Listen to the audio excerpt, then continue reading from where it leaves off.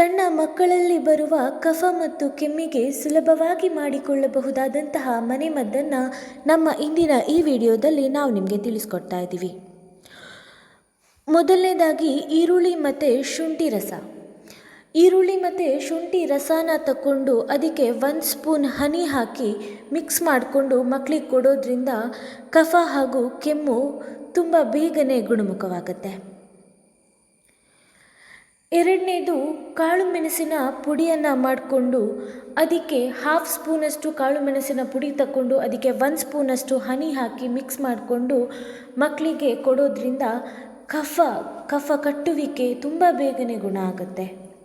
ಮೂರನೇದು ಈ ದೊಡ್ಡ ಪತ್ರೆ ಎಲೆ ಅಂತ ಏನು ಸಿಗುತ್ತೆ ಅದನ್ನು ಸ್ವಲ್ಪ ಬಾಡಿಸಿ ಅದಕ್ಕೆ ಒಂಚೂರು ಕಲ್ಲುಪ್ಪನ್ನು ಸೇರಿಸಿ ಅದನ್ನು ಜಗಿದು ತಿನ್ನೋದ್ರಿಂದ ಕಫ ಕಟ್ಟುವಿಕೆಯ ಸಮಸ್ಯೆಯಿಂದ ಹೊರಬರಬಹುದು.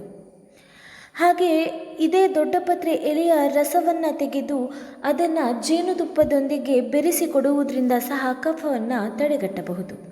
ಕೊನೆಯದಾಗಿ ಕಾಳು ಮೆಣಸು, ಶುಂಠಿ, ಈರುಳ್ಳಿ, ಮಜ್ಜಿಗೆ ಸೊಪ್ಪು ಹಾಗೂ ತುಳಸಿ ಎಲೆ ಈ 5 ಇಂಗ್ರೀಡಿಯೆಂಟ್ಸ್ನ ತಗೊಂಡು 2 ಗ್ಲಾಸ್ ನೀರಿಗೆ ಹಾಕಿ ಕುದಿಸಿ ಅದನ್ನು 1 ಗ್ಲಾಸ್ ಆಗುವಷ್ಟು ಕುದಿಸಿ ಅದನ್ನು ಕುಡಿತಾ ಬಂದರೆ ಕಫ, ಕೆಮ್ಮು ಹಾಗೂ ಗಂಟಲು ಕೆರೆತದ ಸಮಸ್ಯೆಯು ಕೂಡ ಗುಣಮುಖವಾಗುತ್ತೆ. ಪ್ರತಿಯೊಂದಕ್ಕೂ ಔಷಧಿಗಳನ್ನು ಡಿಪೆಂಡ್ ಆಗೋ ಬದಲು ಈ ಥರ ನಮಗೆ ತಿಳಿದಿರುವಂತಹ ಮನೆಮದ್ದನ್ನು ಕೊಡ್ತಾ ಬಂದರೆ ತುಂಬ ಬೇಗ ಕೂಡ ಗುಣ ಆಗುತ್ತೆ. ಮಕ್ಕಳು ಕೂಡ ತುಂಬ ಹೆಲ್ದಿಯಾಗಿ ಇರ್ತಾರೆ.